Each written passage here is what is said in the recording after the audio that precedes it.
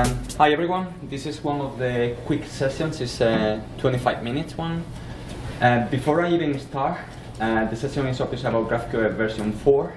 If you are already using it, it might be that you already know everything I'm about to say. If you are thinking about jumping from version 3 or to version 4, then you're probably in the right place. It's an introductory session. Hopefully I should be able to shed some light into which things are new and just get you up and running. My name is Fran. I work for Amazing Labs. I work from my home country, which is Spain.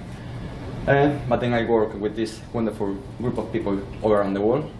And you can find me on those email addresses, but generally it's just FJ Garling and whatever else. I don't have Twitter, but I have many other things. So yeah, you can just look for it. About this session, as I mentioned, is 25 minutes, and ideally, if everything goes to schedule, so I'm running out of those 2 minutes for intro, good. Then I will just talk very briefly about GraphQL, just in case somebody is not totally familiar with the concept. It's going to be brief. Then again, I will talk a little bit about what we have in version 3, and then the main chunk of this session is going to be which are the new features and how to get up and running using those features. A few credits at the end, and then a few more minutes for questions if you have any. Cool. So GraphQL, I think that most of us should know what it is, or at least we heard of it. That's why we are in Decouple days. But basically it's a query language for your data. And you ask for what you need, and you get just that. No more, no less. That's all you get.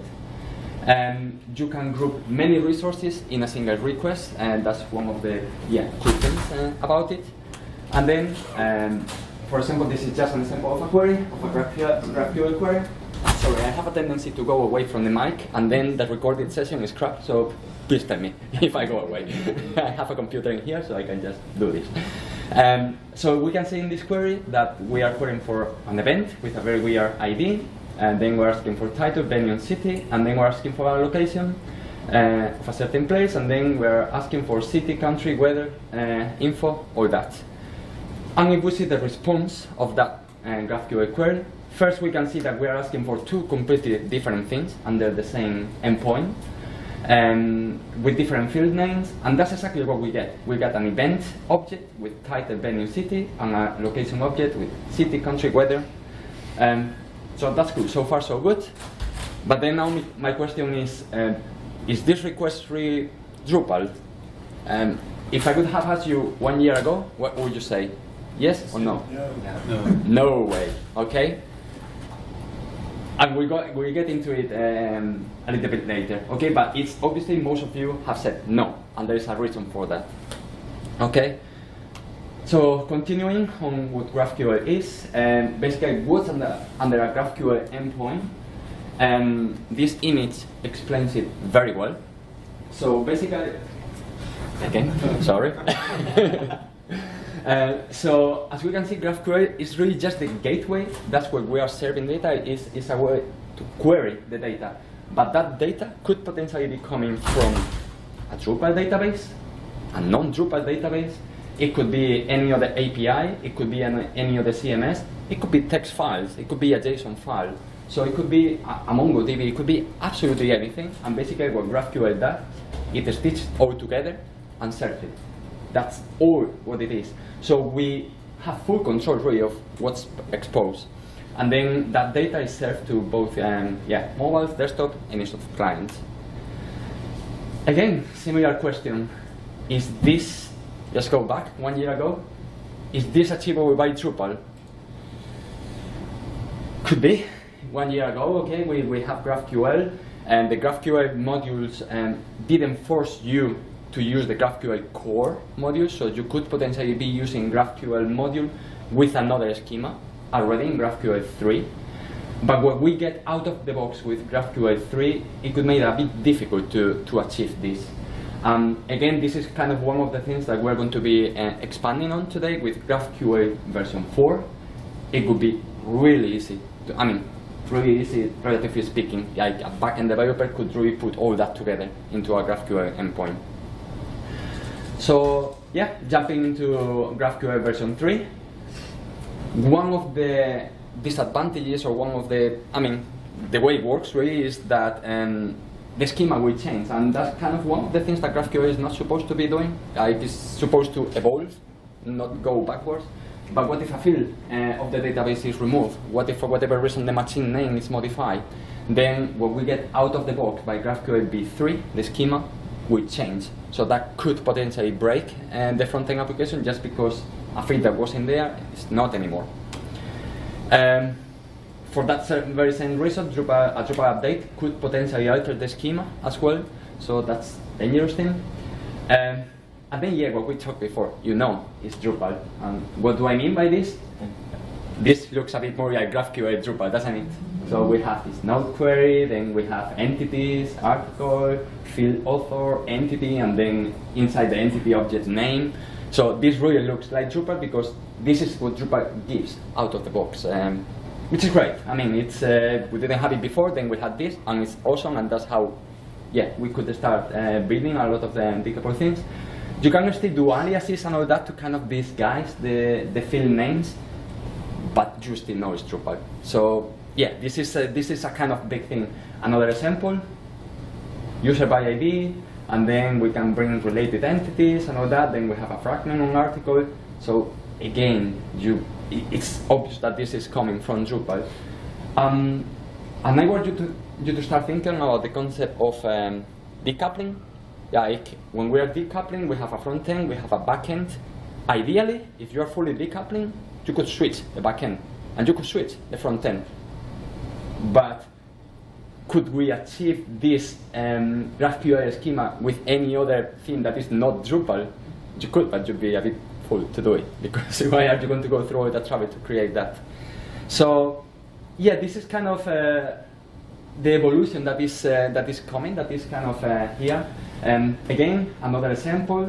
So we can still really entity UI, universal identifier, and all that. So we can really tell that it's Drupal all the time. Okay, so that really brings me to the next topic, which is version 4. I wanted to say new features, but this kind of new feature and everything that comes with it. So the biggest feature that we have in version 4 is support for SDL-based schemas. What's SDL? Schema definition language, just basically the language that GraphQL gives you to define your schema. The whole idea of this is like, you're gonna write down a schema. That will be the contract that we've been hearing about today in a few sessions. That would be the contract that backend developers will need to accomplish in the end, and that could be the contract that front-end developers can use to develop their applications. And if you think of that, I'm not even talking Drupal at this point, I'm just talking about a contract. That could be just a JSON object and say, do this, and then you can go do it in Drupal, you can go do it in Laravel, you can go do it in whichever other language that you want to do. And then for the front end, you can use exactly what you want, as well, React, Vue, jQuery, wherever. Okay, so yeah, that's really the idea. Instead of exposing everything that Drupal has to offer, it allows us to create a tailored schema that is kind of based on the business logic. The contract is in this case not imposed by Drupal, which again is a great thing. I mean, don't get me wrong. I'm just talking about the good things of V4, not about the bad things of V3. I think it was great that the version 3 give us all that default schema out of the box. But yeah, the whole idea with this is that now the contract is not imposed by Drupal, but by the business needs. Like, I want to show A, B, and C, and I just want A, B, and C, and I don't want you to call it field A, field B, field C, and then field C is an object that has inside name and author, and then author is an object that has inside blah, blah, blah, blah. Okay, I want to format that in a certain way according to my needs. And then, yeah, for real now, from here on, the thing could be completely decoupled, not only in technologies, but also in development. They could develop in parallel. And once they are both done, they just plug it in, and ideally everything will work. and if it doesn't, it will be just a matter of adjusting a few things. So yeah, this is what I really call actual decoupling, because we could potentially, if you define a schema, you can create it with any technology, and that means you can replace it, and that's actual decoupling. So continuing on this new feature, the whole idea, this is what we had in version 3. So we're creating a node, and then yeah, we have the body, then we have the process property within the body. And again, this smells Drupal in absolutely every single line of that query. The idea is that now we're going to want an article with a title, which is a string, summary, which is a string, a URL, which is not an object, it's a string, content, which is a string, and then related, which are again articles. So that's the idea. Is this, if I take the image on the right, that could be absolutely any GraphQL schema created by any language. So that is the end goal. And now, how do we achieve this? Okay, so remember, that's the end goal. So at the end, the query, it could be something like this. Then yeah, we have these fragments, but again, that's just more simple. How do we achieve this? I'm gonna tell you a little bit, like from the beginning, okay? Everything started as a kind of, it came out of a request of a client, of a project that we had. They really wanted, like, we would like to have this schema because we have a different front-end team that is going to be working on it, and they really don't want to work that way. So yeah, it was created as a separate GraphQL module. I put the link in there. That repo is already archived, but it's great for reading because it's encapsulated just the logic of what has been merged eventually into the V4.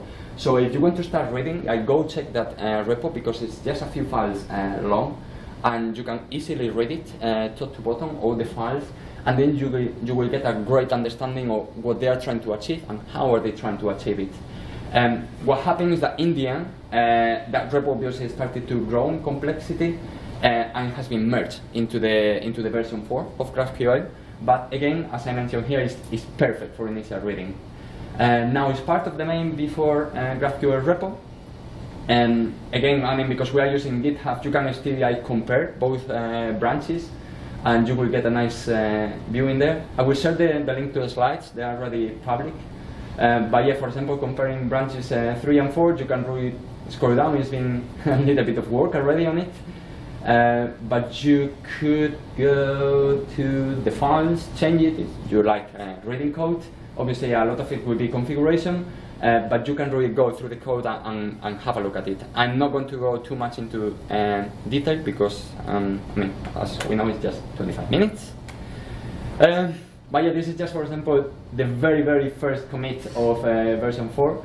You can see that they were like 3,000 additions, and as a good refactoring, took away like, yeah, 17,000 whatever things, lines of code. So yeah, that was proper refactoring. Cool, so this was the beginnings. Again, it's really good for reading if you want to really know the differences compared to version 3. I'm going to start now talking about all the components that will make this feature available. So one of them, I mean, we're talking code now, is the Schema plugin. Yeah, I just put a link in here of one of the tests that they provide, which doesn't work, obviously, but I will fix the link, it will work.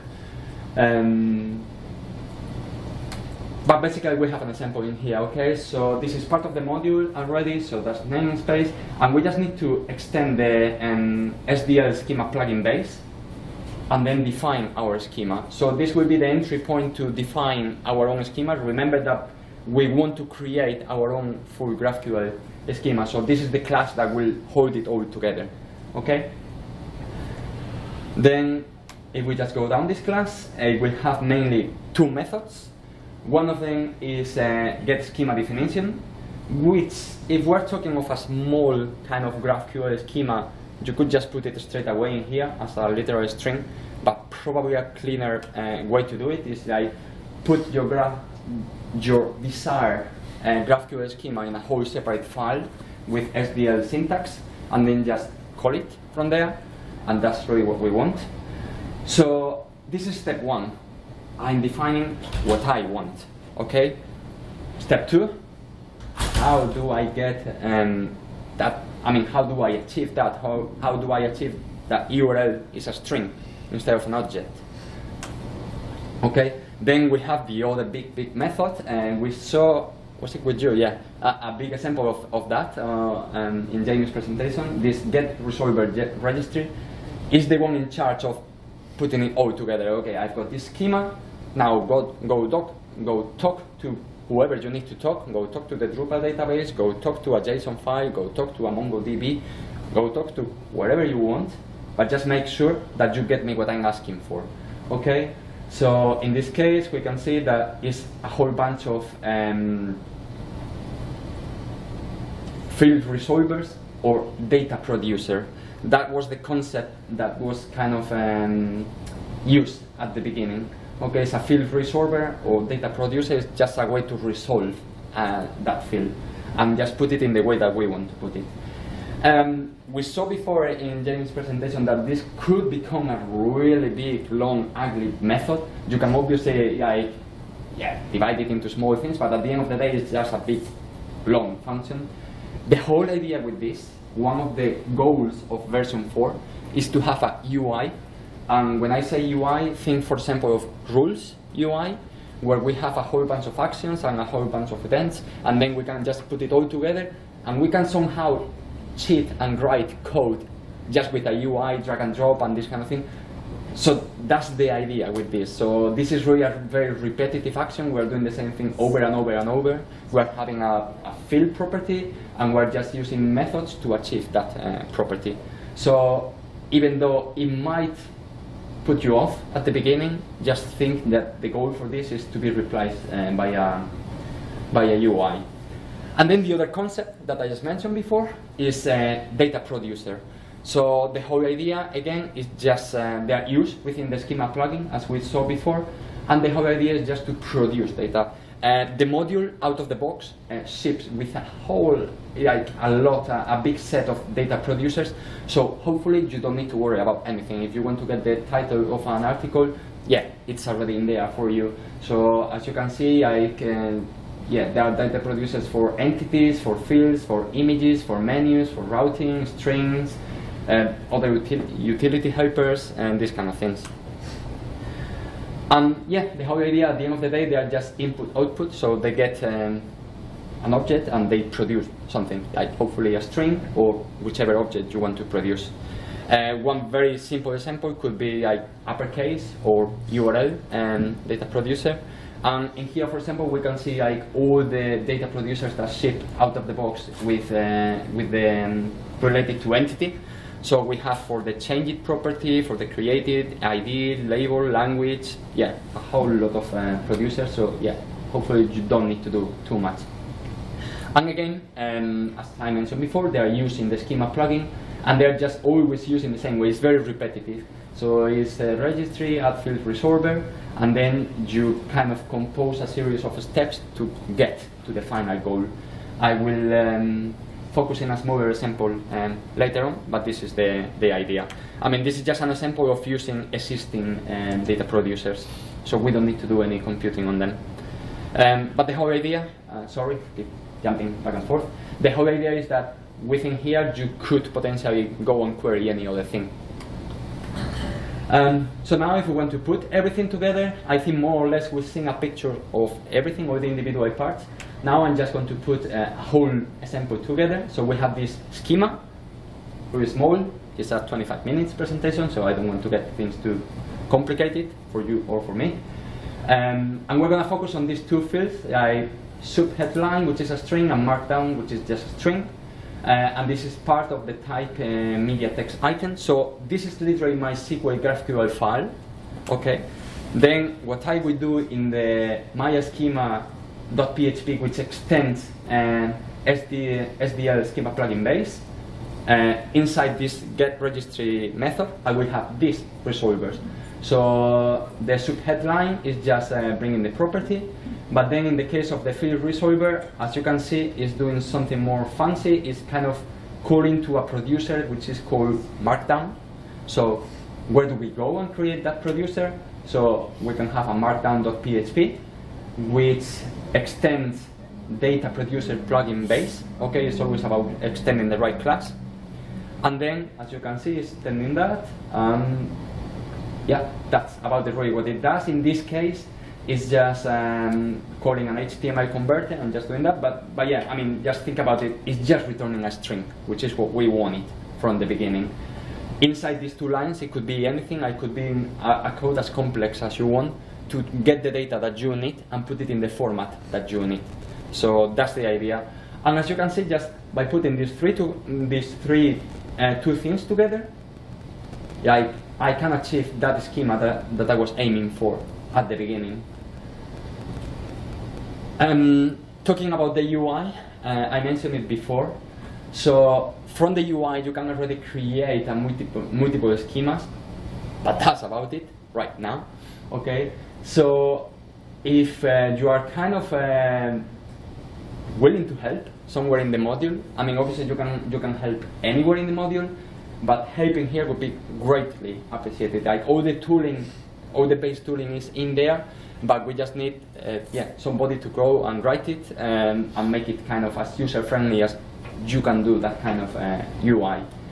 And yeah, the goal is to have a list of generic data producers and combine them to build the schema. And again, just coming back to closing the loop, all those are the ones that we are defining in this get resolver registry method that I mentioned before. Cool, so it's 20 past, so I'm on time. Credits for this, really, like I've been talking quickly about the new features. Like most of the credit, really, I mean, you cannot speak GraphQL without speaking about these 2 guys. They are geniuses. They spend a lot of hours of their life writing this code, testing it, improving, and yeah, they're just geniuses, and they are super available like on Slack, so you can go ping them anytime for help. Obviously, Amazing Labs, a lot of the work we do with GraphQL is paid for. It's not just pure contribution out of people's time. It's part of the work we do for clients. But also Amazing, we have a great culture of contribution. They encourage us to do that. They encourage clients for us to do that. And that's a great thing, really. Obviously, the whole Drupal community, I'm just tagging along these 2 guys, but there is a whole bunch of other people that are helping on the module. So if any of you are in this room, thank you as well.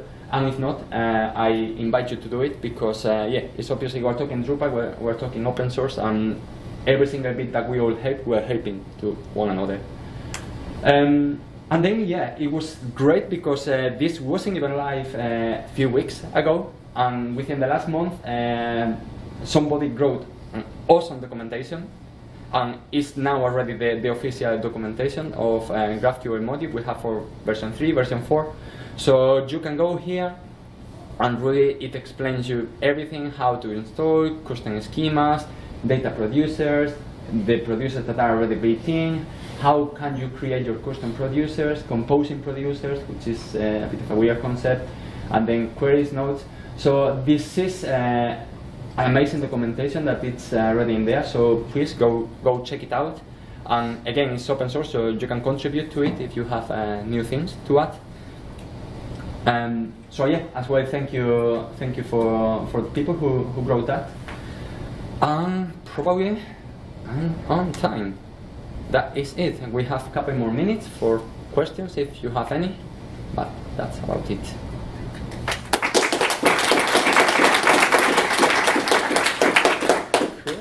Yeah. So with version 4, no schema will automatically be generated, correct? You can if you want. Yeah, but the one that will be created will be just the default, the one very similar to V3. I'm thinking, like, so as a maintainer of commerce, are we going to need to create like commerce GraphQL that provides schema for like price value objects and adjustment value objects, so that way users can suck that in, or are they going to have to write that themselves every time because it needs to be part of the bigger picture? I guess I mean, I guess it might depend on the business logic of the. Because everybody's going to need the price, like the adjustment is the shipping and discount. I don't know if we can provide like base plugins that then they can. Yeah, I mean, definitely. What you can do is in the module is provide these base plugins that people can extend from, and then modify them and just tweak them a little bit if needed be. So yeah, definitely. Any more questions? So I just found a typo in here. The slides are available on slides.com, and then where did I get it?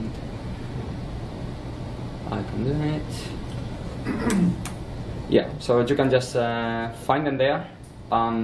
Yeah, I mean, any feedback on them would be pretty appreciated. A very quick answer, question from. Yeah. Yeah. Are you preferring GraphQL over REST API every time now? I always say it really depends on the case. I mean, I really like GraphQL just because of the flexibility it offers. You can, I mean, kind of coming back to the very first slide, you ask for something, you get just that. So why not?